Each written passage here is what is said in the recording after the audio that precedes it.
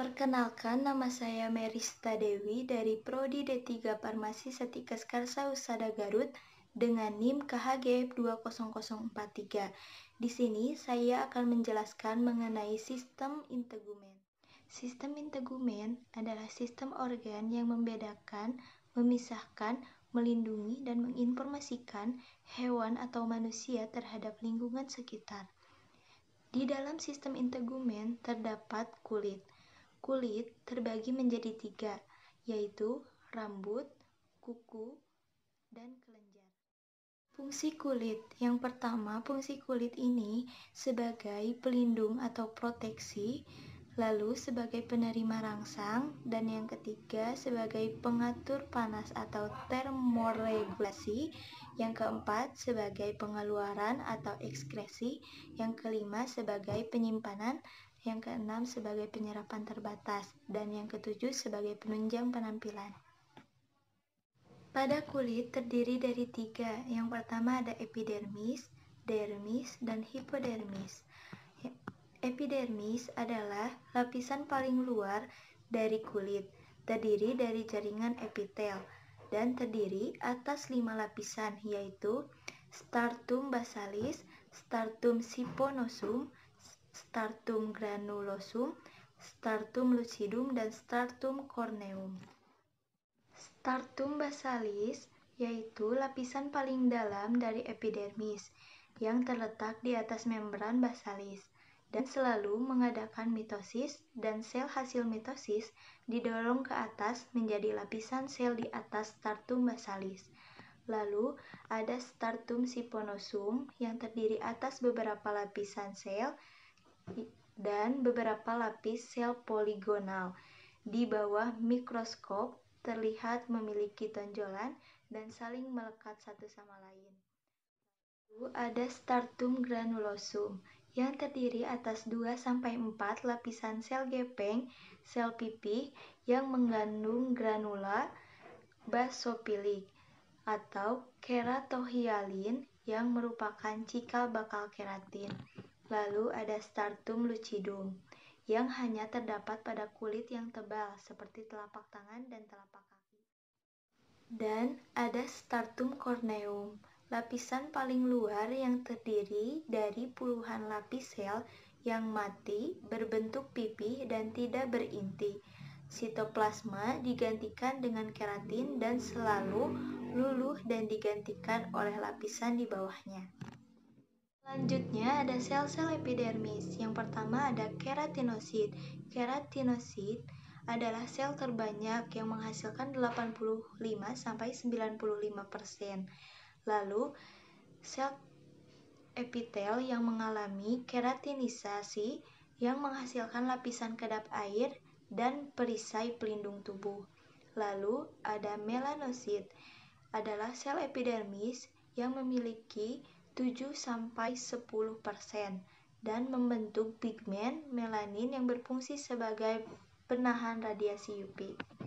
Lalu ada sel Langerhans, adalah sel dendritik berbentuk irregular, memiliki peranan dalam pembentukan imunitas kulit. Lalu ada sel Merkel, yaitu jumlah paling sedikit dan terdapat pada stratum basal kulit tebal terutama pada ujung jari dan pada folikel rambut dan mukosa mulut. Dan sel Merkel ini sebagai mekanoseptor. Lalu yang kedua ada dermis. Dermis terletak di bawah epidermis, terdiri dari jaringan ikat yang mengandung serat-serat elastis dan kolagen dan terdiri atas stratum papillaris dan stratum reticularis. Stratum papillaris yaitu tersusun longgar dan ditandai banyak papila dermis. Jumlah papila terbanyak dan lebih dalam pada daerah yang sering menerima tekanan seperti telapak kaki. Terdiri pembuluh darah kapiler dan korpus Meissner atau reseptor raba. Lalu stratum reticularis. Stratum reticularis ini lebih padat, tebal, terdiri atas bekas-bekas kolagen kasar dan sejumlah serat-serat elastin, dan membentuk jalinan padat dan tak beraturan. Pada hipodermis terdiri dari rambut, yaitu rambut adalah struktur keratin keras yang dihasilkan oleh folikel rambut.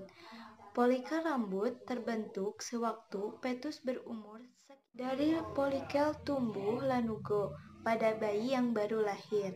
Lanugo dan rambut lain pada bayi akan luluh dan diganti dengan rambut kasar. Lalu ada kuku. Kuku berasal dari epidermis yang membentuk lapisan keratin keras dan terdapat pada ujung-ujung jari tangan dan kaki kuku. Lalu ada kuku.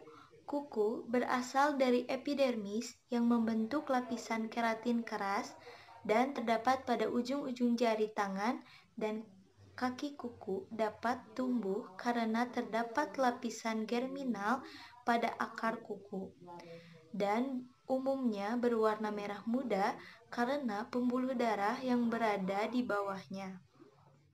Lalu ada kelenjar sebasea, yaitu seluruh tubuh yang berambut dan bermuara ke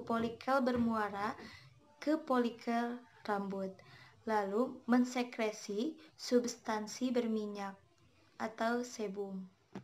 Lalu ada perbedaan warna kulit. Warna kulit ditentukan oleh pigmen melanin, yaitu berwarna coklat, dan derajat oksigenasi dan keadaan pembuluh darah yang berwarna merah.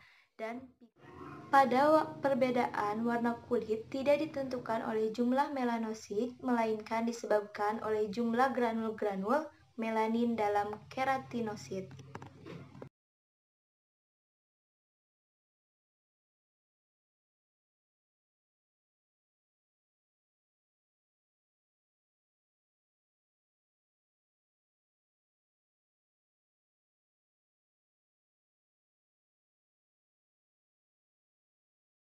Perbedaan warna rambut disebabkan oleh jumlah melanin dan perbedaan jenis melanin.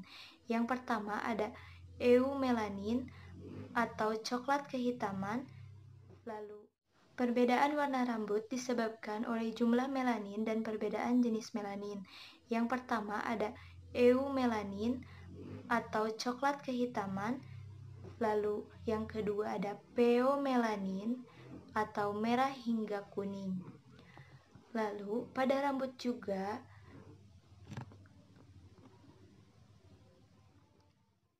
di rambut juga terdapat uban yang disebabkan oleh melanosom pada bulbus kehilangan kemampuan mensintesis tirosinase atau enzim untuk mensintesis melanin. Lalu, yang kedua, batang bulbus rambut mengandung lebih banyak vakuola udara yang granula melanin atau granula melanin tersebar.